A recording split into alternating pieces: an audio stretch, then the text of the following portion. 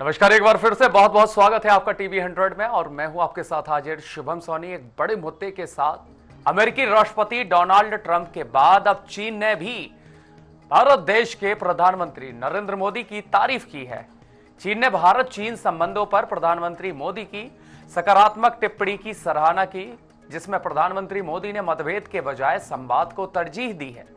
चीन के विदेश मंत्रालय की प्रवक्ता माओ निंग ने सोमवार को एक प्रेस कॉन्फ्रेंस में अमेरिकी पॉडकास्टर लेक्स फ्रीडमैन के साथ बातचीत में प्रधानमंत्री नरेंद्र मोदी की टिप्पणियों पर पूछे हुए एक सवाल का जवाब भी दिया। उन्होंने स्पष्ट कहा है कि चीन भारत संबंधों पर प्रधानमंत्री मोदी के इस हालिया सकारात्मक टिप्पणी पर ध्यान दिया गया है और इसकी खूब अब सराहना भी हो रही है।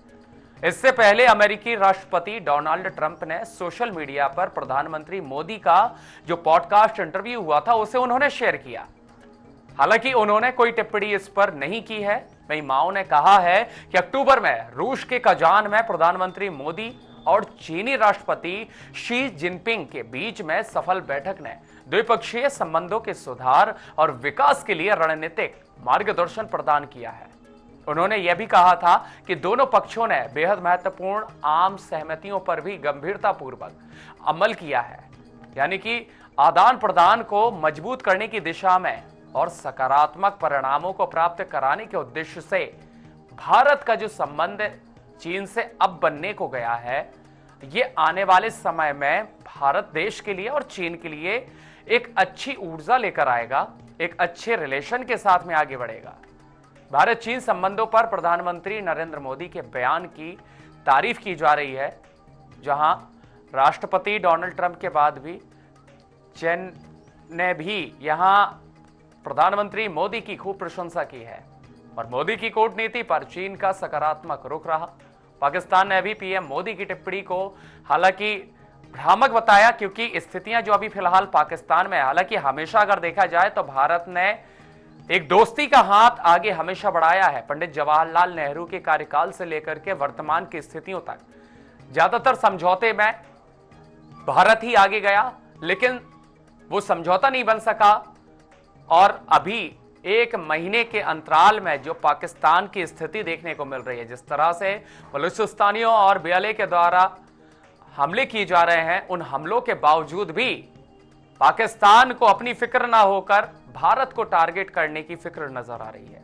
और ऐसे में कई कथित ये चीजें भी सामने आ रही हैं, जहां प्रोपोगंडा का नाम भारत को दिया जा रहा है, जबकि भारत इससे अछूता है, क्योंकि भारत की सौहार्दता, भारत की शांति व्यवस्था और भारत का संविलियन नेतृत्व पूरा दुनिया जानता है। और शायद यही कारण है कि चाहे रसिया हो, चाहे अमेरिका हो, ऐसे दिग्गज वो बड़े देश जो अपने आप में पूर्ण क्षमता से युक्त हैं, वो भारत के संबंधों के साथ हैं।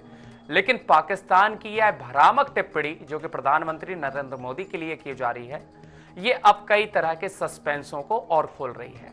अगर इसको डीपली देखा जाए तो सबसे बड़ा सवाल यह बना है कि पाकिस्तान वो जगह जहां पर आर्थिक तंगी देखी जा रही है, पाकिस्तान वो जगह जहां पर आतंकी हमले हो रहे हैं, जो कि अन्य और देशों के लिए आतंकी देश कहलाता है, पाकिस्तान वो जगह जहां पर आज 2500 से अधिक सैनिक जो कि सुरक्षा की दृष्टि से अब तक पाकिस्तान की कमान संभाल रहे थे, वो अपने देश को छोड़ चुके हैं और अपनी ड्यूटी को छोड़ चुके हैं।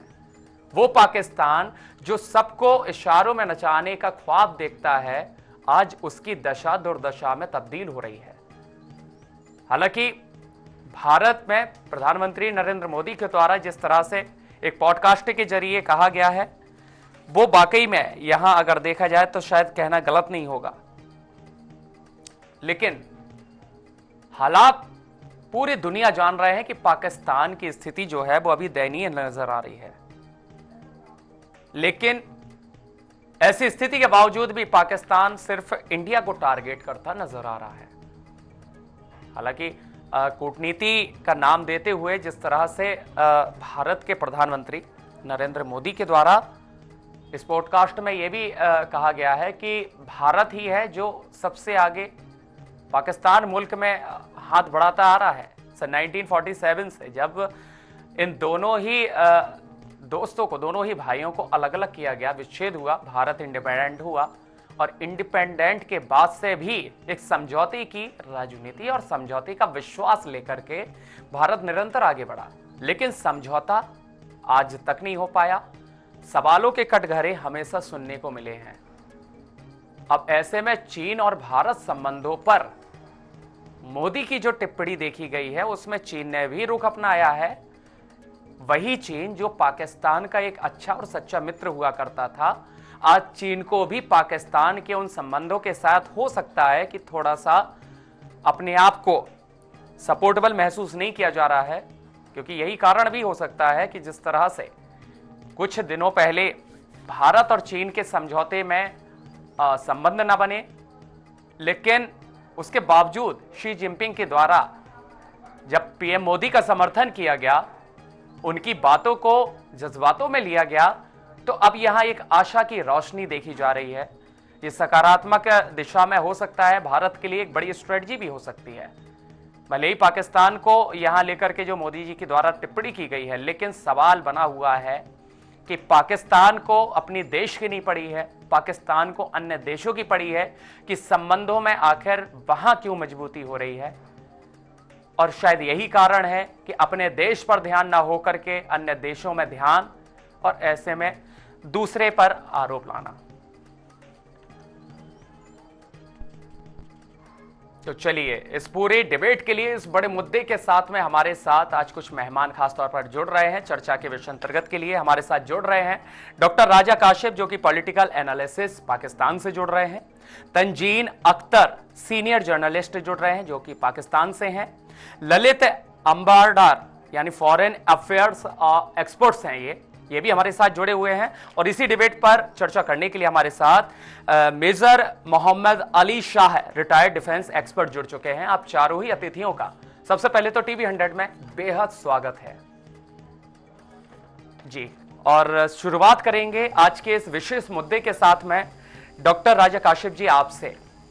जिस तरह से एनालिसिस की अगर बात की जाए, देश दुनिया में पाकिस्तान का नाम भी एक अच्छा सुर्खियों में माना जाता है, लेकिन बीते महीने से जिस तरह से आतंकी हमले हो रहे हैं पाकिस्तान में, और उसके बाद आज भारत के प्रधानमंत्री के द्वारा प्रतिक्रिया दी जाती है, तो पाकिस्तान को वह भ्रामक टिप्पणी लगती है। तो ऐसा क्या लग रहा है कि प्रधानमंत्री नरेंद्र मोदी ने ऐसा क्या कह दिया? भाई, सौहार्द की भावना के बीच भारत को जाना जाता है, लेकिन ऐसी वो टिप्पणी क्यों देखी जा रही है?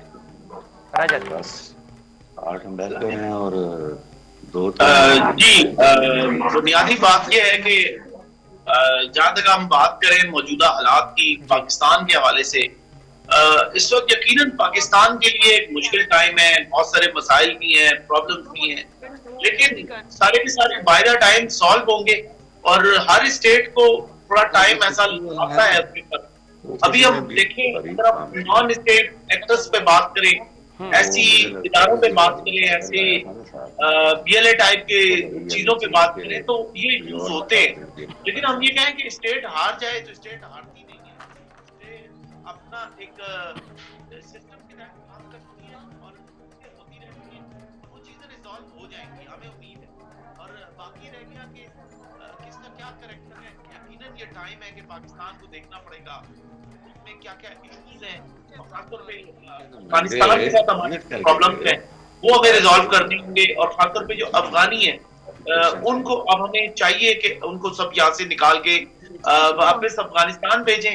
और वैसे भी अफगानिस्तान की गवर्नमेंट ये कह रही है कि हमारे हालात बहुत अच्छे हैं, हम बहुत अच्छी कंडीशन में हैं। तो अब तो वो जहाज भी नहीं है, जंग भी नहीं है अब काबुल में, तो ये चीजें होंगी तो मुझे लगता है बड़ा पीस आ जाएगा पाकिस्तान में। और ये होना चाहिए जी, क्योंकि अब पाकिस्तान के पास इसके अलावा कोई सॉल्यूशन है नहीं कि हम बजाय इसके बैठ के कहें कि इंडिया रिस्पॉन्सिबल है, फलाना रिस्पॉन्सिबल है, ईरान रिस्पॉन्सिबल है। बात यह है कि हमें अपने बॉर्डर्स पाकिस्तान को बहुत इंप्रूव करने पड़ेंगे, स्ट्रिक्ट करने पड़ेंगे, और चीजें ये मुश्किल बातें हैं, लेकिन ये हमें करेंगे तो सारी चीजें उम्मीद है कि ठीक हो जाएंगी। लेकिन ये सब एक दिन में नहीं हो सकता, ये ओवरनाइट चेंज नहीं आती।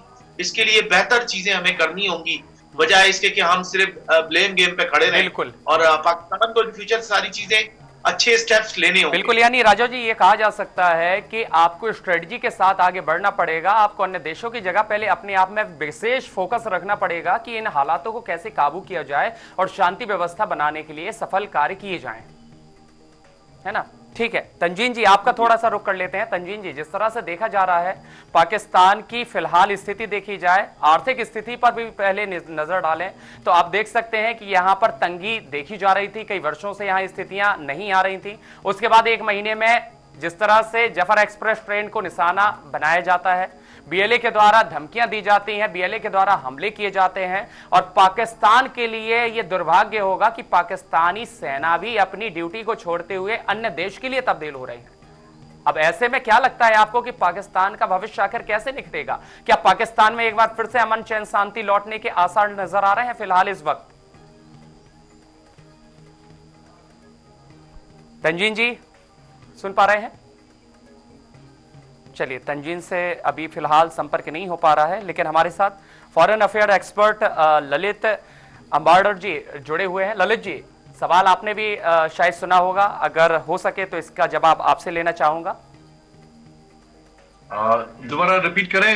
अच्छा, ठीक है ललित जी, आपसे वही सवाल है। आप जिस तरह से देख पा रहे होंगे पाकिस्तान की फिलहाल जो कंडीशन है वो बड़ी सीरियस और क्रिटिकल कंडीशन है, लेकिन उसके बावजूद भी पाकिस्तान को अपने देश को सुरक्षित महसूस करने की आवश्यकता नहीं लग रही है। बतौर उनके द्वारा भारत पर प्रोपोगेंडा का नाम दिया जा रहा है और भारत को टारगेट किया जा रहा है। क्या यह सही समय है पाकिस्तान के लिए? सन 1947 से भारत से अभी भी आप लड़ाई झगड़ा करते आ रहे हैं, सौहार्द की भाव तो बनी नहीं है, लेकिन आज आपके ऊपर आतंकी हमले हो रहे हैं, लेकिन आपको आज भी भारत से लड़ने की पड़ी है। क्या उचित समय है फिलहाल?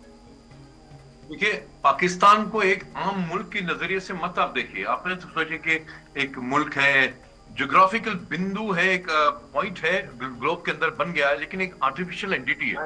एक मुल्क की सिविलाइजेशन बैकग्राउंड होती है, एक हिस्ट्री होती है, एक तारीख जी, एक कहानी होती है। लेकिन पाकिस्तान की कहानी क्या है? पाकिस्तान की सिविलाइजेशन बैकग्राउंड क्या है? 14 अगस्त 1947 को हिंदुस्तान में पैदा हुए लाखों हिंदुस्तानियों ने इस्लाम के नाम पे अपनी मातृ वतन हिंदुस्तान के साथ गद्दारी की और पाकिस्तान बना दिया, जिना की टू नेशन की थ्योरी के ऊपर कि हिंदू और मुसलमान इकट्ठे नहीं रह सकते। तब से आज तक जब हम लोग यहाँ पे अपना मुल्क संवारने की कोशिश कर रहे थे, इन्होंने दूसरे ही महीने में हिंदुस्तान के ऊपर कश्मीर जहाद शुरू कर दिया, पहली जंग शुरू कर दी। तो ये इनकी फितरत है, और ये खुद बता चुके हैं कि पाकिस्तान में कि हिंदुस्तान के साथ भुट्टो का बहुत बड़ा इनफेमस स्टेटमेंट है कि 1000 साल हिंदुस्तान के साथ जंग लड़ेंगे, घास खाएंगे, लेकिन हिंदुस्तान को ब्लीड करेंगे 1000 घाव लगा के। ये इनकी फितरत है, क्योंकि ये हम इनके लिए काफिर है, हिंदू से नफरत कर रहे हैं। इनके लिए बच्चों को पढ़ाया जाता है ये मोहम्मद बिन कासिम पहला पाकिस्तानी है। 1000 साल पहले जिसने सिंध के ऊपर हमला किया था जहादी ने, जिसको मुंह की ऐसी पड़ी कि दोबारा इस तरफ उसने मुंह नहीं किया, उसको ही बोलते हैं कि पाकिस्तान का हमारा पहला बाशिंदा वही है। जिसने भी हिंदुओं के ऊपर जुल्म किया, जिसने भी जहादी ने हिंदू के ऊपर जुल्म किया, चाहे मुगल हो या गाजी हो, कोई भी गजनी हो, वो उनके नाम पे उन्होंने मिसाल रखे है, क्योंकि हिंदुस्तान के ऊपर हमला करना है। ये फितरत है, फितरत को बदलना पड़ेगा। और मैं नहीं समझता कि फितरत, अगर जिस दिन फितरत बदलेंगे, जिस दिन ये अपने दिमाग से जिहाद निकालेंगे, काफिरों से नफरत निकालेंगे, तो पाकिस्तान का वजूद ही खत्म हो जाएगा। जहां तक अभी जो कंटेम्पररी सेंस में आप बलूचिस्तान की बात करें, ये जो बार बार कहते हैं कि हिंदुस्तान का है, और हमने बहुत बेवकूफी की थी जब हमारे मनमोहन सिंह जी बड़े भावुक हो गए थे, उन्होंने जाके शर्म शेख के ऊपर दस्तखत किए थे वहां पे उन्होंने। तो मैं ये दिलाना चाहता हूं आपकी ऑडियंस को, आपको और आपके जो पाकिस्तान के यहाँ पे बैठे हुए हैं, ये जद्दोजहद 1947 से ही शुरू हो गई थी। बिल्कुल, इनफैक्ट पाकिस्तान बनने से पहले बलूचिस्तान बनने की, इंडिपेंडेंट होने की बात हो रही थी, अलग मुल्क बनने की बात होती है। और कहा जाता है, मेरे पास इसके लिए तारीखी प्रूफ नहीं है, लेकिन माना जाता है कि खाने कलात हिंदुस्तान आए थे। हिंदुस्तान में उन्होंने हमारे प्रधानमंत्री, तत्कालीन प्रधानमंत्री से अपील किया कि हमको हिंदुस्तान के साथ जोड़ दिया जाए, लेकिन हिंदुस्तान ने मना कर दिया, नहीं जी, हम जिन्ना जी नाराज हो जाएंगे। तो उन्होंने हमें मना कर दिया। कहते हैं दिल्ली से वो अपने प्राइवेट प्लेन में आए थे, दिल्ली से सीधे कराची चले गए। कराची एयरपोर्ट से उतरने के बाद रेडियो पाकिस्तान स्टेशन गए, वहां से डिक्लेयर कर दिया कि हम पाकिस्तान के साथ शामिल होना चाहते हैं। उससे पहले ही जिन्ना की फौजें वहां पे घुस गई थी वहां पे। और 1960 के दशक में एक 3 लोग थे जो अभी आप हैरान हो जाएंगे, जिन्होंने बलूचिस्तान की इंडिपेंडेंस स्ट्रगल शुरू की थी। उनको लंदन ग्रुप बोला जाता था, जो भाई सब लोग लंदन नहीं गए थे। एक, ये पाकिस्तानियों को शायद नहीं मालूम होगा, ये नजाम सेठी जो बहुत बड़े पत्रकार हैं, और दुनिया भर हिंदुस्तान के लिबरल लेफ्ट सेकुलरवादियों को बहुत चाहते हैं। बहुत याद आते हैं लश्कर और वो याद आ जाते हैं, उनको मुजाहिद याद आ जाते हैं। लेकिन वो उस ग्रुप के में थे। एक हिंदू था दिलीप दास, एक मुजीबुर रहमान, एक मुसलमान वो पत्रकार थे। इन 3 लोगों ने वहां पे बलूचिस्तान जाके गुरेला वॉरफेयर शुरुआत की थी। तीनों को पकड़ लिया गया था। ये भी बताना चाहता हूँ, तीनों में से सिर्फ एक मिसिंग है अभी तक। बाकी निजाम सेठी आप जानते हैं, मुजीबुर रहमान ने बाद में, मुजीबुर रहमान शायद नाम था, मैं माफ कीजिएगा अगर मैं नाम भूल रहा हूँ, उन्होंने कराची में अपना पेपर उनका चलता था, लास्ट टाइम मैंने जब उन्हें सुना था वो तब थे। और दिलीप दास को मार दिया गया पाकिस्तानी फौजियों ने, उसको मार दिया, वो हिंदू था। और दिलीप दास की माँ कराची में रहती थी और वो बार बार इन 2 को मिलते थे। मेरा जॉनी कैसा, मेरा जॉनी कहाँ, ये मैं आखिरी बार पता नहीं वो भी कहाँ है। तो आखिरी बार जो मैंने उनके बारे में पढ़ा, वो अपने बेटे को जो मेरा जॉनी कहाँ है, उसको जॉनी। तो ये हिंदुस्तान के इसमें हाथ नहीं है। और अगर हिंदुस्तान का हाथ है, मैं तो दाद देता हूँ हिंदुस्तान का दाद देना, क्योंकि अफगानिस्तान में हो रहा है। आपने सुना कि औरतों का रेप करते हैं पाकिस्तानी फौजी। पाकिस्तानी फौजें बलूचिस्तान में बलूचिस्तान के लड़कों को रेप सेंटर खोले। बिल्कुल, कई तरह के मौके का फायदा भी उठाया गया है बलूचिस्तानियों पर। बिल्कुल ललित जी, लेकिन एक सवाल आपसे फिर से एक बार वही जानना चाहूंगा, जैसा आपने बताया है कि 1947 से पहले से ही बलूचिस्तानी अपने आप को इंडिपेंडेंट करवाने के लिए प्रयास करते रहे हैं, लेकिन पाकिस्तान ने सिर्फ वहां जुल्म ढाए हैं। पाकिस्तान ने मौके का, अवसर का फायदा उठाते हुए उन पर सिर्फ ठगी का काम किया है। लेकिन आज वो बदले की आग देखने को मिल रही है। क्या ऐसे में भी आपको लगता है कि पाकिस्तान अभी हावी होगा, या बलूचिस्तानियों ने जो ठाना है वो अब कर कर रह जाएंगे? देखिए, ये लोग पाकिस्तानी लोग जब तो बांग्लादेश का उन्होंने जुल्म किया था, 50 के दशक में शुरू हो गया था, लैंग्वेज के ऊपर जो शुरुआत हुई थी, 71 में वो आजाद हो गए। और मैं समझता हूं कि बलूचिस्तान भी आजाद, क्योंकि इनकी तारीख है, बलूचिस्तान की अपनी हिस्ट्री है, सेक्युलर लोग हैं। और वहां पे अभी भी इतना बड़ा माता का मंदिर है, वो उसकी सुरक्षा कौन कर रहा है? पाकिस्तानी लोग नहीं सुरक्षा कर रहे हैं, बलोची लोग कर रहे हैं, क्योंकि सेक्युलर है। वो भी अपने आशीर्वाद देने के लिए उस मंदिर में जाते हैं। तो बलूचिस्तान की हिस्ट्री है, बलूचिस्तान सर्वाइव करेगा। पाकिस्तान, मैंने बोला, एक आर्टिफिशियल एंटिटी है, उसको इम्प्लोड होना है और वो उस प्रोसेस में है। आज बलूचिस्तान जाएगा, उसके बाद सिंध जाएगा, सिंध के बाद आपके पंजाब के कुछ इलाके हैं जो पंजाब से अपने आप तंग आ गए, खासकर जो साउथ पंजाब है वहां के लोग। और आपके पश्तून कल जो वहां पे ये यहाँ पे इनका जो दहशतगर्दी का जो हमला हुआ है, तो उसमें वहां पे क्या नारा लग गया था? ये जो जनरल है, ये जो कर्नल है, ये दहशतगर्द है। पाकिस्तान में दहशतगर्दी जो है उसके पीछे ये जो दहशतगर्दी इसके पीछे बढ़ती है। तो मैं समझता हूं कि पाकिस्तान कुछ देर रहेगा, लेकिन सीमित रहेगा रावलपिंडी, जहां इनके हेडक्वार्टर्स है आर्मी के, और इस्लामाबाद और लाहौर तक। क्योंकि पाकिस्तान ने, मैंने बोला, एक आर्टिफिशियल एंट्री, इसको खत्म होना ही होना है। और आज होगा, कल होगा, लेकिन सबसे पहले बलूचिस्तान होगा। और मैं उम्मीद करूंगा, मैं अपने सरकार से अपील करूंगा कि आप उनको रिकॉग्निशन दे और उनको जितनी मदद पॉलिटिकल हो सकती है वो उनको मदद देनी चाहिए, मदद का मुहैया कराई जाए। बिल्कुल ललित जी, आपके पास लौटेंगे। मेजर मोहम्मद जी का थोड़ा सा रुक कर लेते हैं। मेजर साहब, आपने भी देखा है जिस तरह से स्थितियां देखी जा रही है, एक सुरक्षा के नाते सुरक्षा बल का ये काम होता है, चाहे वो किसी भी देश का सुरक्षा कर्मी हो, चाहे किसी भी देश का सेना का बल हो, उसका काम होता है उस देश की कमान संभालना सुरक्षा की दृष्टि से। लेकिन जिस तरह से आतंकी मुठभेड़ देखी जा रही है पाकिस्तान में, ऐसे में पाकिस्तान आर्मी अपने आप को सेफ फील नहीं कर रही है। 2500 सैनिक यहां से रफू चक्कर हो चुके हैं, क्योंकि ये कहना गलत इसलिए नहीं होगा क्योंकि वहां आर्थिक स्थिति की भी तंगी देखी जा रही है। ऐसे में दूसरी कंट्रीज के लिए आगे बढ़ते हुए नजर आ रहे हैं। ऐसे में क्या आपको लगता है कि सुरक्षा के लहजे से पाकिस्तान क्या अपने आप में ही सुरक्षित है? जी, आपका बड़ा अच्छा सवाल है। देखिए, मैं बिना किसी नफरत की भावना के, क्योंकि राजा कासिम साहब है, वो खुद पढ़ते हैं, पिछली बार भी वो खुद पढ़े थे, उन्होंने ये कहा था कि मैं इसे बात करना भी पसंद नहीं करता, ऐसे डरता हूं, मैं इसके मुकाबले में नहीं बोल पाऊंगा, मैं छुप गया, मैं डर गया, भाग गया वहां से। तो मैं कोई नफरत की भावना से नहीं बोलता हूँ, मैं आपको एक फैक्ट बताता हूँ। मैं आपको 2003 का वाकया है, ये रियल वाकया। मैं लाइन ऑफ कंट्रोल पे था, मैं इंडिया पाकिस्तान की बॉर्डर पे, और यहाँ पर हमारी लास्ट पोस्ट थी, 30 मीटर का फासला था, 30 मीटर में यहाँ पे पाकिस्तान की पोस्ट थी, हमारा झंडा वहां पे, हमारा उनका झंडा, और बीच में फेंसिंग थी। हमको रेडियो पे इंटरसेप्ट इनके पाकिस्तान आर्मी का मिलता है, उसमें पाकिस्तानी मेजर साहब अपने जूनियर कमीशन ऑफिसर को बोल रहे हैं सेट पे, साहब हिंदुस्तान की आर्मी हमारे बारे में बहुत प्रोफेशनल और बहुत अच्छा सोचती है। जिस दिन उनको मालूम पड़ गया हमारी हकीकत, हम असल में क्या है, उसी दिन अगर हम पे अटैक कर देंगे, बैट एक्शन कर देंगे, बैट एक्शन यानी कि बॉर्डर एक्शन टी, जैसे कि सर्जिकल स्ट्राइक होती है ना, वैसे तो ये पाकिस्तानी ऑफिसर ने कहा था। ये अब तक मेरे को अब ज़बानी याद है, मेरे कानों में अब तक वो बात गूंज रही है। और ये देखिए पाकिस्तान की आर्मी, एक और आपको मैं एक और वाक्य बताता हूं मैं आपको। ये अगेन मेरे रेजिमेंट के एक ऑफिसर हैं जो जनरल साहब बने, बाद में वो बता रहे थे कि जब एक फ्लैग मीटिंग हुई थी जी, जब वो गए थे, फ्लैग मीटिंग मतलब एक डिप्लोमेटिक टाइप पीसफुल मीटिंग होती है सबसे भाइयों की बॉर्डर पे, तो हिंदुस्तान की सिर्फ बिना हथियार के होती है, ठीक है।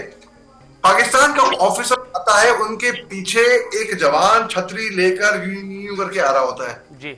अब आप देखिए दोनों की डिफरेंस देखिए आप, तो जाहिर सी बात है 99 में इनके सैनिक मारे गए थे कारगिल में, जो के चोरी छुपे चोरों, चोर आते नहीं है, लुच्चे लफंगे आते हैं, वैसे आए थे बिल्कुल सिविल ड्रेस के अंदर, उनको घाट उतारा और उसके बाद फिर ये लोग पहचानने से मना कर दिया इन लोगों ने, नहीं हमारे सैनिक नहीं है, ये हमारे सैनिक नहीं, आपको जो मर्जी आपको करो। फिर भी हमारे में इतनी इज्जत आबरू थी कि हमने उनको प्रॉपर रिचुअल्स के साथ दफनाया, उनको इज्जत के साथ दफनाया, कलमा पढ़ के मौलवी साहब को लेकर आए तब दफनाया उनको।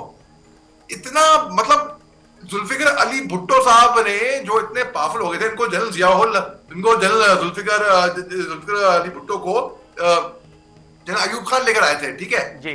बाद में पाकिस्तानी मिलिट्री ने ही इनको इतने पावरफुल हो गए थे कि पूरा मुल्क इनको डैडी के नाम से बोलने लग गया था। तो पाकिस्तान की मिलिट्री इनसिक्योर हो गई, इन्होंने इनको फिर फांसी पे चढ़ाया हाई कोर्ट ऑर्डर के तहत उसको लेजिटिमाइज करने के लिए।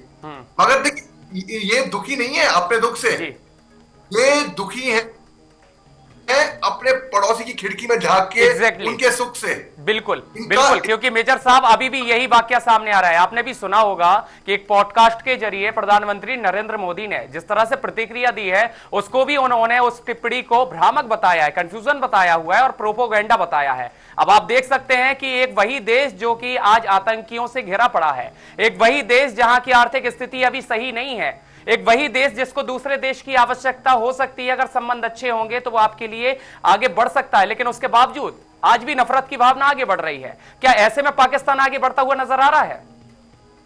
नहीं, ऐसे में बढ़ेगा, बिल्कुल इसमें बढ़ेगा, मगर वो बढ़ेगा पीछे की ओर को। देखिए दो राष्ट्र है जिनका मैं ये नहीं कहूंगा जन्म, मैं कहूंगा सफर साथ में हुआ, तकरीबन शुरुआत हुई सफर। एक 14 अगस्त 1947, एक 15 अगस्त 1947 सफर शुरुआत हुई। आप तो पाकिस्तान तो फिर भी बड़ा हुआ हमारे से कुछ चंद एक घंटे, उनकी शुरुआत पहले हुई सफर की, उनको और हेड स्टार्ट मिला। अब दो राष्ट्र, एक राष्ट्र तरक्की की ओर जा रहा है, मून तक जा रहा है, चंद्रयान मिशन क्या क्या करके आके बैठा हुआ है, दूसरा भिखारी का कटोरा लेकर भीख मांगते हुए भाग रहा है। चीन में रह जाते हैं शहबाज शरीफ, 5 दिन रह के आते हैं, जी जिनपिंग बोलते भग यहां से आ जाते हैं, कहां से पैसे मांगने के लिए, तो जलील होके इनको भगाया गया है जी। आप देखिए ओआईसी के राष्ट्र कहां पर है, इनकी मदद करने क्यों कोई नहीं आ रहा? तो ये इसलिए क्योंकि पाकिस्तानी है, इसलिए क्योंकि लोगों को नफरत ना, इसके पीछे एक लॉजिकल वजह है। लॉजिकल वजह ये है, आपने गौर किया है जब आप सड़क पे या रोड पे या पार्क पे कहीं गिर जाते हैं, 10 लोग दौड़ते हुए आते हैं आप बचाने के लिए, अरे लगी तो नहीं, क्या हो गया, ठीक है खैरियत जी, एक सहानुभूति जी। जब टक्का पे नौबत आई थी, हमने $2.8 बिलियन का उनको एड पहुंचाया था। जब तुर्की पे आफत आई थी, भूकंप आया था, हमारी एयरफोर्स, हमारी आर्मी, डॉक्टर गए थे वहां पे। पाकिस्तान पे नौबत आती है, क्यों इनको अपना बड़ा भाई मानते हैं चीन, वो अपना कंसुलेट का एक फ्लोर बंद करके भाग जाता है, वहां से पकड़ा हो जाता है, बोलता है पीछे मुड़, तेज चल, दौड़ के चल है। अब आप देखिए पाकिस्तान की मिलिट्री के लोग एक रिसर्च प्रॉपर है, पेपर है, ये लोग भागे, मुल्क छोड़ छोड़ के भागे, आगे भागे अपना। इनके लिए जो फौज में आना नौकरी है, हमारे लिए फौज में आना नौकरी नहीं है, हमारे लिए वे ऑफ लाइफ है, जिंदगी जीने का तरीका है। बिल्कुल, ये सेवा जी, मोटिवेशन है हमारी। बिल्कुल ठीक है, आपके पास मेजर साहब लौटेंगे, थोड़ा सा इसी का सवाल का जवाब ले लेंगे। डॉक्टर राजा काशिफ जी हमारे साथ जुड़े हुए हैं, पॉलिटिकल एनालिसिस से आप देखते हैं। राजा साहब, जिस तरह से देखा जा रहा है स्थितियां भारत और पाकिस्तान पे, अब हम विशेष अगर फोकस करते हैं, प्रधानमंत्री पूरे देश और दुनिया भर के लिए जाने जाते हैं, क्योंकि भारत देश बढ़ती हुए भारत की परिकल्पना लेकर चल रहा है और वो सबको साथ में लेने का काम कर रहा है। जैसा कि मूल मंत्र भी नजर आ रहा है, 2047 तक देश को विकसित बनाना है, लेकिन विकसित कब बनेगा? जब G20 जैसे ग्लोबल समिट भारत में होंगे और उनसे हाथ मिलाने के लिए अन्य देश भी शामिल होंगे।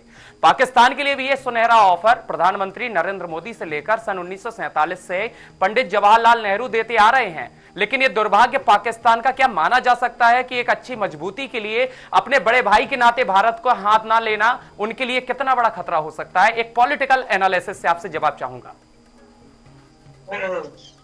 जी देखें, जब तक पाकिस्तान में इस तरह से हालात होते रहेंगे, भारत और पाकिस्तान के दरमियान हालात नॉर्मल नहीं हो सकते, ये बात तो तय है। और दूसरी बात है कि भारत को अपने अंदर का जो जहर है, जो अपने अल्फाज हैं, उनको बेहतर करना होगा और वो देखना होगा कि वो कहाँ खड़े हुए हैं। ये कह देना कि पाकिस्तान इतना रह गया है, ये हो गया है, अब आप मुझे बताएं पाकिस्तान कितना रहा, कहां पे है, क्या करेगा? ये बातें करके आप क्या करीब आएंगे? आप तो सीधा सीधा कह रहे हैं कि भाई हम तो दुश्मन है, हमने चलना ही नहीं है साथ, हम पीस डायलॉग कर नहीं सकते। हालांकि अगर देखा जाए 47 में पाकिस्तान का जो मैं पर्सनली समझता हूं जो एनिमी है, जो नंबर 1 एनिमी है, वो बेसिकली अफगानिस्तान है। क्योंकि पाकिस्तान जब बना तो जिसने यूनाइटेड नेशन में जाके कहा कि हम पाकिस्तान को नहीं मानते, वो काबुल था। और ये नहीं था कि भारत ने कहा कि जी हम नहीं मान रहे। तो जब काबुल से हमारे मामलात डे फर्स्ट से नहीं बनते और 78 में 80 में जो हमारे सामने जो चीज आ गई, जो बहुत मुश्किल थी, वो अफगान वॉर थी। अब आप देखें कि पाकिस्तान ने अफगान वॉर झेली है, जो इतना आसान काम नहीं था। जब झेल ली है तो अब हमारे सामने चीजें हैं समझने की। अमेरिका किस हालत में छोड़ के गया अफगानिस्तान में, और आप देखें उनका वेपन वहां घूम रहा है। डॉक्टर साहब थोड़ा सा रोकना चाहूंगा, डॉक्टर साहब रोकना चाहूंगा, शायद आपका सवाल का जवाब देना चाहते हैं मोहम्मद अली साहब। मोहम्मद अली जी। जी हाँ, लेकिन देखें जी जी पॉजिटिव होकर बात करें, पाकिस्तान का बात करें, वो आ जाते हैं अपनी तरफ। ठीक है, बात सुन लेते हैं। पाकिस्तान के चीफ, पूर्व चीफ अभी हैं जनरल फैज हामिद, जब अफगानिस्तान में तालिबान की सत्ता आई थी तो ढिंडोरा पीट के इनके ISI के चीफ, ISI क्या है? एक खुफिया ऑर्गेनाइजेशन है। खुफिया ऑर्गेनाइजेशन का काम क्या है कि जैसे कि चोरी छुपे काम करना, किसी को खबर ना हो। इन ढिंडोरा पीट कर वो पहुंचते हैं, इंटरनेशनल मीडिया को एड्रेस करते हुए पहुंचते हैं काबुल, अफगानिस्तान। वहां पर हक्कानी नेटवर्क जो कि टेररिस्ट ऑर्गेनाइजेशन है, जिनके ऊपर एक रिवॉर्ड भी है, अवार्ड भी है और मोस्ट वांटेड भी है और UN की तरफ से है, हक्कानी नेटवर्क को सीट दिलाने के लिए, जो कि टेररिस्ट को सीट दिलाने के लिए, और अपनी दोस्ती दिखाते हैं अफगानिस्तान के लिए। ठीक है, ये जनरल, इनकी के जनरल, टॉप जनरल थे वो ISI चीफ, और इमरान खान के तो खास आदमी थे ही थे। अच्छा, वो अब ये राजा काशिफ साहब कहते हैं कि इनके सबसे बड़े दुश्मन अफगानिस्तान है। तो भैया आप पहले तो ये तय कर लो, मगर मेरे को ये बात खुशी हुई, एक मेच्योरिटी की बात राजा काशिफ ने की, वो बात मैं जरूर कहूंगा। और इन्होंने कहा था कि ब्लेम गेम कोई फायदा नहीं है, हम ब्लेम करते रहेंगे उनको आगे देखो। ठीक है, ये बहुत अच्छी बात लगी मेरे को इनकी। बाकी इसके अलावा आप देखिए, आप जब अगर अपने ही गिरबान में झांक के आप तैयार नहीं है देखने के लिए, आप मरीज बोलेगा मैं बीमार नहीं हूं, मैं बिल्कुल ठीक हूं, शेपमैन हूं, अव्वल दर्जे का हूं, मैं फुटबॉल खेलूंगा जाकर, तो और बीमार पड़ेगा। मरीज को चाहिए कि वो मालूम पड़े कि तकलीफ क्या है, बिल्कुल, और उसे खत्म किया जाए। हाँ, डॉक्टर राजा का कोई नफरत नहीं है आप लोगों से, हम पूरी हमदर्दी के साथ मैं कह रहा हूं कि अगर आप लोग नहीं समझेंगे कि तकलीफ है और तकलीफ कहां, उसका इलाज क्या है, इलाज कैसे कर पाएंगे कोई? अगर एक क्रिटिकल एनालिसिस, आप पॉलिटिकल एनालिस्ट हैं, सीनियर पॉलिटिकल एनालिस्ट हैं, अगर एक क्रिटिकल एनालिसिस ना दिया जाए तो कोई भी सुधरेगा कैसे? बिल्कुल, वो बहुत जरूरी है। बिल्कुल डॉक्टर साहब, बहुत अच्छा एग्जाम्पल दिया है, आपने भी सुना है। देखिए, अगर आप अपनी गिलेबान पर ही नहीं झांकेंगे तो फिर कैसे आगे प्रोसेस बनेगी? ये तो आप भी जानते हैं कि पाकिस्तान की स्ट्रेटजी सुरक्षा की दृष्टि से किस तरह है, क्योंकि और दुनिया भर में पाकिस्तान को एक आतंकी गिरोह के रूप में देखते हैं, और शायद वही वजह है कि आज इतनी बड़ी आतंकी हमले हो रहे हैं। कोई भी देश क्या आया है अब तक उनके हाथ में? किसी भी देश का सपोर्ट देखने को मिला है? बल्कि चीन का भी यूं कहें कि उसका भारत की तरफ रुख हो गया है जब से प्रधानमंत्री नरेंद्र मोदी की प्रतिक्रिया सामने आई है। डॉक्टर साहब। जी जी जी। अच्छा देखें, बुनियादी बात यह है कि हम ब्लेम गेम करते रहे, इसने किया। अब बात ये हो रही है कि पाकिस्तान से अफगान वॉर का जो हमें लॉस हुआ, पाकिस्तान की तरफ से भी बहुत सारी चीजें रही। उनको ऐसा लगा माजी में, इन पास्ट में ऐसे लोग भी गुजरे जिन्होंने सोचा कि काबुल तो शायद हमारा 5वां सूबा बन जाएगा। हाँ। लेकिन हकीकत ये थी कि वो हम पाकिस्तान किसकी जंग लड़ रहा था? अमेरिका। और एक तरफ रशिया और अमेरिका थे, बीच में था काबुल, मैदान जंग था, वो बैटलफील्ड थी। और उसका पाकिस्तान को जो डायरेक्ट लॉस हुआ है, और आज भी हो रहा है कि काबुल में जो अमेरिकन वेपन मौजूद है, मंशियात मौजूद है, ड्रग्स मौजूद है, वो सारी की सारे पाकिस्तान। आप पेशावर में देखें, नॉन स्टॉप अभी भी मर्डर्स हो रहे हैं, नॉन स्टॉप किलिंग्स हो रही हैं, और ये नॉर्मल है। बम धमाके सब क्या है? काबुल से एक काबुल के बंदे को आप 5,000 रुपए भी दें, वो आके पेशावर में जहां जाएगा वो बम मार देगा, बंदे मार देगा। हम कहेंगे एक मुल्क कर रहा है, फलाना कर रहा है। अब इशू ये नहीं है कि कौन कर रहा है, हमें ये देखना है कि फ्रंट पे हाथ किसका है। एक अफगानी का है। हम इस मोहब्बत में लगे रहे, अफगानी हमारे भाई। देखिए, अफगानी रिलीजियन के लिहाज से बेशक होंगे, हमने उनके साथ बहुत किया है, लेकिन एक टाइम होता है ना करने का। बिल्कुल। यूनाइटेड नेशन आगे प्रेशर अलग देता है कि जी ये रेफ्यूजीज हैं। रेफ्यूजीज को आप 40 साल 45 इयर्स तो नहीं पाल सकते। रेफ्यूजी होता है 5 साल 10 साल, 90 में खत्म हो गई ना बहुत। तो उसूल ये था कि पाकिस्तान को और यूनाइटेड नेशन को ये अंडरस्टैंड करना चाहिए था। हम तो शुक्र अदा करते हैं कि ट्रंप ने आके WHO से वो जो बाहर निकला है। आज अफगानिस्तान के हालात देखें कि उनके पास मेडिसिन नहीं, खत्म होने वाली है मेडिसिन जून के बाद। तो इसका मतलब है काबुल एक बेसिकली आर्टिफिशियल स्टेट है। काबुल तो बेसिकली एक स्टेट है ही नहीं, बफर जोन है। आप यूं कहेंगे हिंदुस्तान का ललित जी मुस्कुरा रहे हैं। डॉक्टर साहब, ललित जी थोड़ा सा मुस्कुरा रहे हैं आपकी चर्चाओं को लेकर के। जान ले क्या क्या मुस्कुराहट का राज है भाई ललित साहब? देखिए, मैं बात पूरी कर लूं। जी जी। हमारे एंटी सोवियत ताकतों को जोड़ लिया, अरबों डॉलरों का पैसा बनाया अफगानिस्तान के नाम पे, इस्लाम के नाम पे जहाज लड़ रहे थे ये लोग। अफगानिस्तान के अंदर जितने लोग हैं वहां पे, अगर ये लोग उनको शरण नहीं देते तो अफगानिस्तान की जंग शुरू ही नहीं होती। गुलबुद्दीन हिकमतयार, जिसको बोलते हैं बुचर ऑफ काबुल, वो कहां से रॉकेट दागता था? वो पाकिस्तान की टेरिटरी से, दुरान लाइन की तरफ से, पाकिस्तान की तरफ से मारता था। उसको काबुल का बुचर बोलते हैं। काबुल का बुचर अमेरिकन को नहीं बोलते, काबुल का बुचर रशियन को नहीं बोलते।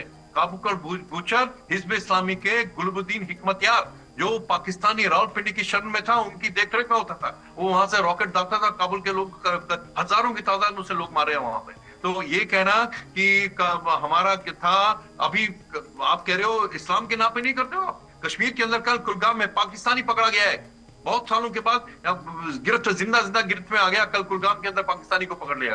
आपने इस्लाम के नाम पे ठेका ले रखा है, क्योंकि आप समझते हैं कि इस्लाम के नाम पे आपने मुल्क बनाया, और आप समझते हैं कि इस्लाम का दुनिया भर के इस्लाम का ठेका। आपने तो हमस को बुलाया कि जम्मू नहीं, तो धर्म के नाम से थोड़ी ना देश चलता है ललित साहब।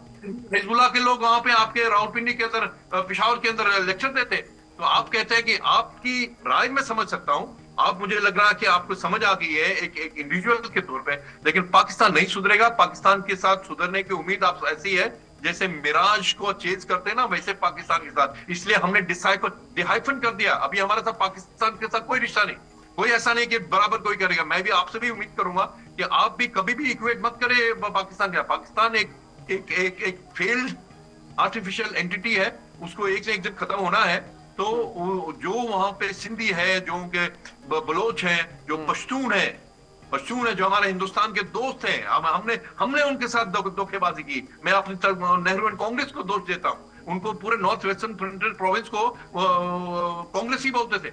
ये पाकिस्तान के पंजाबी लोग उनको 24 घंटे क्रिटिसाइज करते रहते। खान अब्दुल गफ्फार खान, क्यों नहीं हमने उनको, वो तो हमारे साथ मिलना चाहते थे। उन्हें फेमसली बोला हुआ है कि आजादी के लिए, हम कांग्रेस को बोला था उन्होंने, हम आजादी के लिए इकट्ठे लड़े, लेकिन जब आजादी आई तुमने हमें पाकिस्तानी दरिंदों के और पाकिस्तानी जेलों के हवाले छोड़ दिया। ये खान अब्दुल गफ्फार खान की अल्फाज है, पक्का कांग्रेसी है। उनका पूरा खानदान, पूरा नॉर्थ वेस्टर्न फ्रंटियर प्रोविंस का कांग्रेसी उनका है। बताइए अब डॉक्टर साहब, बहुत सारी चर्चाएं सामने आई हैं। देख सकते हैं कि पाकिस्तान को लेकर के जो टिप्पणी आ रही है, क्या सहमत हो सकते हैं? देखिए, बुनियादी बात यह है कि जैसा मैंने आपसे कहा कि जंग शुरू की, वॉर स्टार्ट की थी जी। बुनियादी तौर पे अमेरिका आएंगे मेजर जी, आपके पास आएंगे, पहले सुन लेते हैं डॉक्टर साहब को, सुन लेते हैं, आपके पास भी आते हैं जी। डॉक्टर साहब कंटिन्यू। देखें, अगर ये सब कुछ नहीं होता, हालात नहीं होते, और ये जो कह रहे हैं कि पाकिस्तान रिलीजन के नाम पे उस दौर में इंटर हो गया, अब मुझे बताएं कि उसामा बिन लादेन, क्या सऊदी अरब की पूरी गवर्नमेंट से उसामा फंडिंग, क्या सारे के सारा रिलीजन बेस ये पूरा रीजन नहीं डेवलप हो गया था? 80s का मैं कह रहा हूं कि हमें कॉन्सिक्वेंसेस आज भी मिल रहे हैं। हमें आज भी वेपन, देखें काबुल में जो अमेरिका छोड़ गया है, अमेरिका ने जो भी अपना कचरा पीछे छोड़ा है उसका लॉस पाकिस्तान को हो रहा है, और हमें पाकिस्तान को एज अ स्टेट बहुत सारी चीजें देखनी है, अपने बॉर्डर सिक्योर करनी है, अपनी चीजें ठीक करनी है, और हाउस को जब ऑर्डर में हम कर लेंगे, मेरे ख्याल में बजाय इसके कि ब्लेम गेम पाकिस्तान कर रहा हो, अब ये वो टाइम आ गया है कि हमें सीरियस होना पड़ेगा। पाकिस्तान जब तक सीरियस नहीं होगा, और ये कहना कि किसने कब डॉलर कमाए, किसने क्या कराया, अब देखें ये सब कुछ अमेरिकन पैसा आया हुआ था, अमेरिका की चीजें आई हुई थी। अब उस दौर के ऊपर हम जाके घसीटेंगे, निकालेंगे, उसमें से सिवाय वो क्या कहते हैं मट्टी राख निकाल के अपने सर पे नहीं डाली जाती। पास्ट की चीजें वो अच्छी थी, बुरी थी, हो गई। अभी की हम बात कर रहे हैं कि फ्यूचर पाकिस्तान को बहुत बेहतर करना पड़ेगा। बिल्कुल, सुधार की आवश्यकता है, यानी डॉक्टर साहब सुधार की आवश्यकता है जी। अच्छा, दूसरा ये कि पाकिस्तान एक सक्सेसफुल स्टेट है, और स्टेट कोई भी जब डेवलप होती है वो सक्सेसफुल तब होती है जब वहां के जो पावर में लोग बैठे हुए हैं वो डिसीजन प्रॉपर लेते हैं। तो डॉक्टर साहब पावरफुल में कहां लग रहा है, कहां पाकिस्तान की पावरफुल लग रहा है? क्योंकि वहां की आर्मी ही के ऊपर ये बस होता है, जैसे कि इमरान खान को जेल तक पहुंचा दिया गया, कैसे एक्टिव है? अब देखिए मैं टू दी पॉइंट बात कर रहा हूं पाकिस्तान की एज ए स्टेट कंडीशन में। इसमें मैं इररेलेवेंट चला जाऊं तो वो 10 टॉपिक और निकल आते हैं। मैंने ये नहीं कहा कि इंडिया के इंटरनल हालात क्या है, इंडिया ने कितनी चीजें नहीं की, क्या इंडियन प्राइम मिनिस्टर को 84 में नहीं उड़ाया गया, आपके सामने हुई है, चीजें इंटरनल होती हैं। क्या इंडिया ने सर्वाइव नहीं किया? पाकिस्तान भी सर्वाइव कर रहा है। और अगर ब्लेम गेम आप करेंगे तो वो तो मैं समझता हूं कि बड़ा शर्मिंदगी का मकाम होगा कि हम बैठ के यही कहते रहे कि आप गलत हैं, मैं कहूं नहीं आप गलत हैं। आप देखें, गलतियां हर तरफ से होती हैं, सब गलत हैं और सब ठीक है। और स्टेट के तौर पे हमने पाकिस्तान को सक्सेसफुल करना है, उसको कामयाबी से लेके चलना है, और हमें रिवाइव करनी होगी अपनी फॉरेन पॉलिसी, इंटरनल पॉलिसी। और अफगानिस्तान के साथ मैं समझता हूँ कि ट्रंप का आना बहुत अच्छा भी हो गया है कि ट्रंप जिस तरीके से आप उनसे वेपन वापस मांग रहा है, चीजें मांग रहा है, कल के मुझे लगता है कि अफगानियों से कहेगा अपने कपड़े भी हमें उतार के वापस दो जो तुमने हमारे पैसों से कर रहे हो। और जब ये सब चीजें होंगी तो मुझे लगता है कि बहुत बेहतर होगा। WHO से निकला जो रेफ्यूजीज है यूनाइटेड नेशन की, वो पाकिस्तान पे अगर प्रेशर देना बंद कर देती, ये चीजें अगर वो अंडरस्टैंड यूनाइटेड नेशन करे, और यूनाइटेड नेशन कोई मजाक नहीं है, ना इंडिया उसको ले सकता है, ना पाकिस्तान, ना कोई as a member United Nation. हम सब हमें उसकी चीजों को पालन करना है कि देखना है, लेकिन यूनाइटेड नेशन को भी अंडरस्टैंड करना चाहिए कि पाकिस्तान में बम पड़ रहे हैं, पाकिस्तान में इश्यूज हो रहे हैं, किन की वजह से? उन्हीं अफगानी रेफ्यूजीज की वजह से। तो इन सबको वापस करने का टाइम है, और अगर अभी पाकिस्तान ये नहीं कर सका, अभी इस साल भी अगर हम सक्सेसफुल नहीं हुए, तो मेरे ख्याल में फिर हम किसी दूसरे देश को बुरा कहने से बेहतर है कि हमारे लिए बेहतर है कि हम अफगानियों को निकालें। बहुत अच्छी बात कही है डॉक्टर साहब, बहुत सटीक बात कही है कि अगर हम अपने आप में ही सुधार नहीं कर सके तो फिर दूसरे देश को कोसना ही क्या काम का आएगा। बहुत अच्छी और सटीक बात आपने कही है, क्योंकि हालात अभी जिस तरह से हैं, ऐसे में पेशेंस के साथ में कंट्री को सुरक्षित करने के लिए सबसे बड़ा जिम्मा पाकिस्तान के हाथ में है, और अगर ये जिम्मा धीरे धीरे खोते गए तो फिर किसी को कहने के लायक नहीं रहेंगे। आपके पास लौटेंगे, हालांकि काफी समय से मेजर साहब इशारा कर रहे थे आपके कुछ सवालों का जवाब देने के लिए। मेजर साहब एक बार फिर से आपकी ओर रुख करते हैं। शुक्रिया भाई मेरे को ये मौका देने के लिए। जिससे पहले मैं इनका जवाब दे सकूं, मैं इनसे ही कुछ एक बहुत थोड़ा सा सरल सवाल करता हूं जी। इन्होंने, राजा काशिफ साहब ने बोला कि पाकिस्तान एक सक्सेसफुल स्टेट है, उनकी सरकार निर्णय लेती है, वो आदत किया जाता है, वो सक्सेसफुली इम्प्लीमेंटेशन होती है जी। अभी मैं आपको 2 घंटे 3 घंटे पहले की बात बताता हूँ। मैं आपको, पाकिस्तान में भूखमरी है, गरीबी है, अभी इस टाइम पे पॉवर्टी है, मेरी पूरी हमदर्दी है वहां पर, ठीक है, लेकिन इनके साथ, मगर आप देखिए चीनी के दाम इतने ज्यादा बड़े हैं। राजा काशिफ साहब, आप मेरे कोई एक बता दें, कोई पाकिस्तानी आप बता दें कि अभी फिलहाल इस टाइम पे चीनी क्या भाव बिक रही है पाकिस्तान में? आप जवाब नहीं दे पाएंगे, मैं बताता हूं आपको। 170 to 175 केजी पाकिस्तानी रुपी में शक्कर बिक रही है। पाकिस्तान की सरकार ने बोला है कि तो मेजर साहब शुगर नहीं होगी ना, लोग कम यूज करेंगे। हाँ ठीक है, शुगर नहीं होगी, लोग कम इस्तेमाल करेंगे जी। तो पाकिस्तान की सरकार ने बोला है 170 या 175 नहीं, 140 पे लाओ। ये एग्जैक्ट आंकड़े बता रहा हूं मैं आपको जी। तो अच्छा, फिर ये इनको मंजूर नहीं है। इन्हें बोला आप एक्सपोर्ट कर सकते हो शक्कर, लेकिन दाम जो है वो स्टेबल रहेंगे, वो भी मंजूर नहीं है। तो आप देखिए, अगर सरकार इनकी कुछ कह रही है, मैंने बड़ा सरल एग्जांपल इसलिए दिया शक्कर का क्योंकि शक्कर तो हर कोई लेता है ना, चाय में, खाने पीने में, इसलिए मैं बड़ा सरल एग्जांपल दिया है जी। अगर बड़ा एग्जांपल दूं, स्ट्रेटेजिक एग्जांपल दूं, तो आप देखिए इनकी सरकार जो निर्णय लेती है, चाहे आप बलूचिस्तान ले लीजिए, आप पीओके ले लीजिए, आप सिंध प्रोविंस ले लीजिए, आप देख लीजिए वहां पे सिविल वॉर होते हैं सिविल प्रोविंस में, आप बलूचिस्तान को देख लीजिए, बीएलए बलूचिस्तान लिबरेशन आर्मी जिस तरीके से हमले कर रही है, फटाफट मालूम नहीं पड़ा बैक टू बैक कौन सा हमला कहां पर हो गया, कहां स्पोर्ट कहां पे हो गया। जुमेरात को, जुमे को मस्जिद के अंदर ब्लास्ट हो रहा है, बहुत दुखद बात है ये। अब जब यही वाली बात अब पाकिस्तान सरकार जो कांटों का ताज पहनती है वहां के वजीर आजम, आप 1951 में लियाकत अली खान का असैसिनेशन हुआ, आप इतिहास निकाल के देख लीजिए। 1983 में इनके शहबाज शरीफ के जो भाई हैं, नवाज शरीफ, ये फाइनेंस मिनिस्टर रह चुके थे पंजाब प्रोविंस ऑफ पाकिस्तान के, ये इनको भगोड़ा पड़ा पाकिस्तान छोड़ के, ये अपना ट्रीटमेंट के लिए गए थे 3 हफ्ते के लिए लंदन में मोहम्मद मार के, मगर वहीं रह गए। फिर जब शहबाज शरीफ आए सत्ता में तब आए लौटकर। आप देखिए बेनर भुट्टो का कत्ल हुआ, आप देख लीजिए जनरल परवेज मुशर्रफ की जान पे हमले हुए, कितने 12 तो कम से कम मैं गिनवा दूंगा असैसिनेशन प्लॉट्स इनके सील हुए। इमरान खान को सत्ता में कौन लेकर आया था? जनरल बाजवा लेकर आए थे, बाद में जनरल बाजवा ने ही थप्पड़ मार के भगाया इनको वहां से।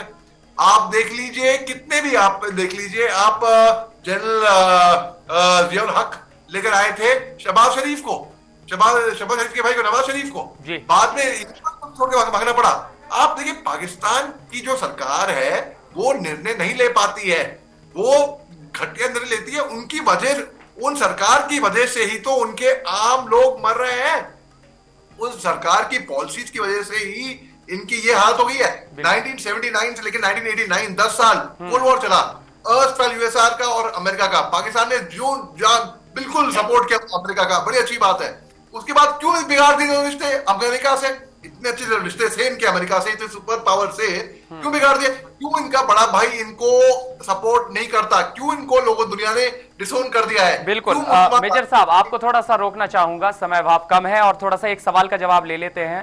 ललित साहब हमारे साथ जुड़े हुए हैं, काफी देर से देख रहे हैं। ललित साहब, एक और सवाल आया है, आप अभी देखा है कि अमेरिका को लेकर के बड़े भाई का एक नाता जो जोड़ा जाता है वो आखिर पाकिस्तान पर रुख क्यों नहीं कर रहा है? और 4 दिन पहले की बात है, शायद आपके पूरा मामला संज्ञान में होगा कि एक ड्राफ्ट डोनाल्ड ट्रंप तैयार कर रहे हैं जिसमें 41 देशों के वीजा को भी प्रतिबंध कर दिया जा रहा है और उसमें पाकिस्तान का नाम भी शामिल है।